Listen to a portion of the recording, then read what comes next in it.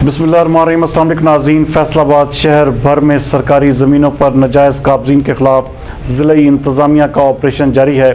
हमारे नुमाइंदा खसूसी हसन नाज के मुताबिक इसी हवाले से आज assistant commissioner city Faisalabad Syed Ayub Bukhari ने रेलवे हुक्काम और रेलवे पुलिस के हमरा एक ऑपरेशन किया। इस ऑपरेशन के दौरान 20 दुकानदार जो कि रेलवे की ज़मीन पर नाजायज़ काबिज़ थे, उनकी जगह को खाली करवा लिया गया है। इस मौके पर बात करते हुए assistant commissioner city Syed Ayub Bukhari का कहना था कि नाजायज़ तजावुज़ात का खात्मा वज़ीर आज़म इमरान खान का विजन है।